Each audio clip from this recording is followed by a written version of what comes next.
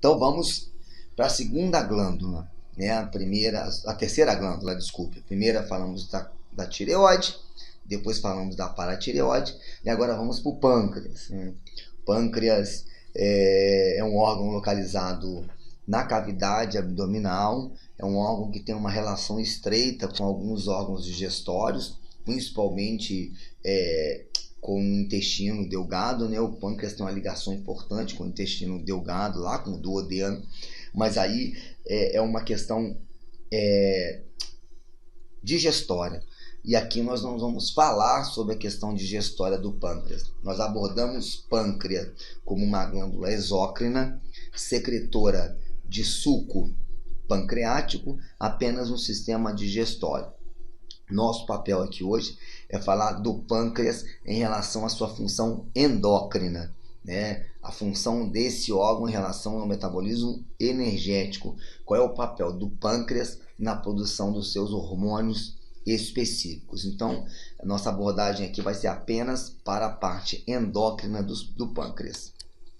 Então, aí nós observamos, que o pâncreas ele tem 4 tipos de células.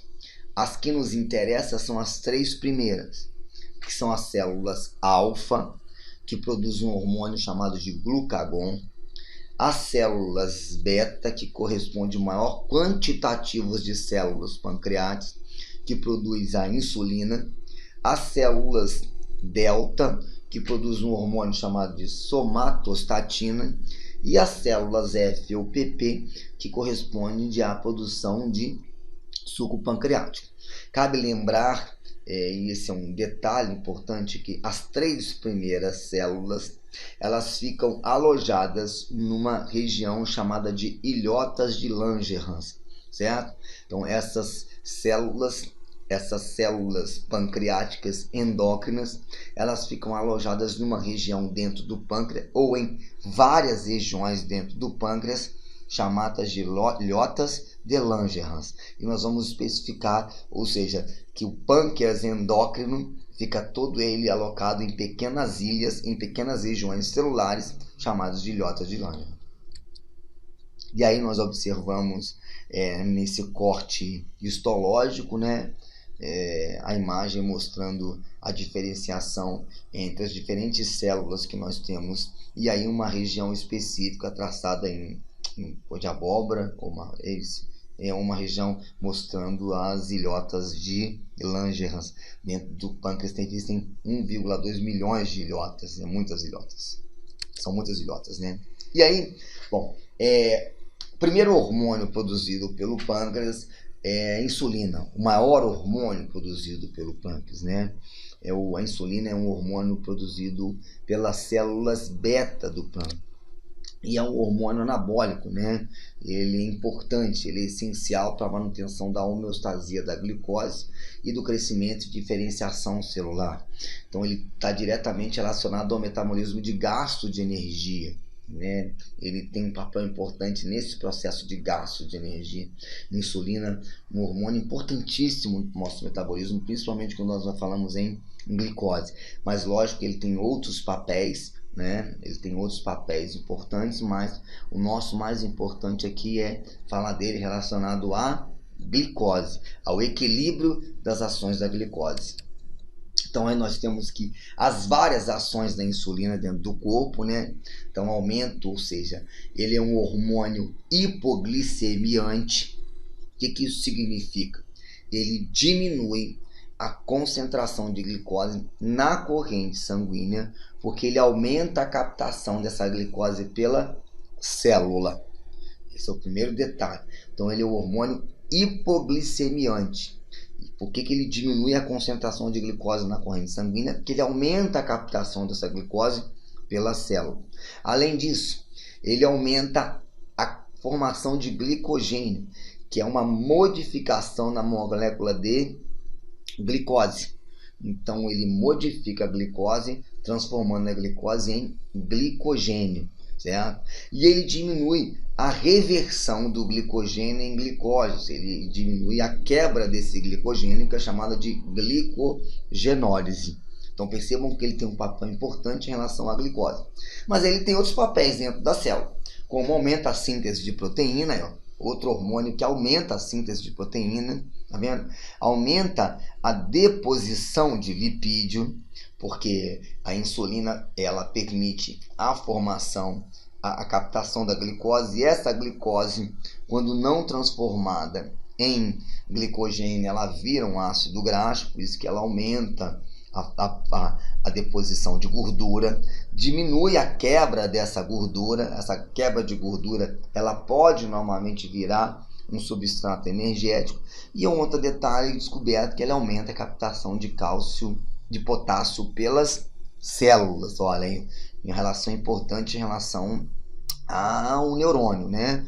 Principalmente em relação ao neurônio e às células que produzem energia, né? Potássio, um elemento muito importante em relação ao equilíbrio bioelétrico das células. Estudamos isso no sistema nervoso. E aí, o que determina, de uma forma geral, a secreção da insulina?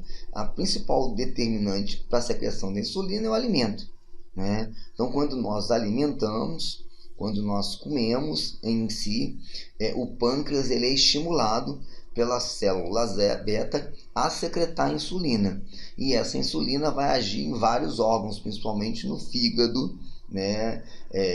Principalmente nos músculos. Então, a insulina, a secreção dela, o fator de secreção, está diretamente ligado ao alimento. O alimento, principalmente o alimento rico em carboidrato, quando ele é absorvido, ele eleva essa taxa de glicose aonde? Na corrente sanguínea. Então, se ele eleva essa taxa de glicose na corrente sanguínea, o pâncreas produz mais insulina para que essa glicose consiga entrar dentro das células e diminui essa concentração dentro da corrente sanguínea. Então, esse é um fator importante na secreção de insulina. E aí nós temos um hormônio reverso, que é o glucagon.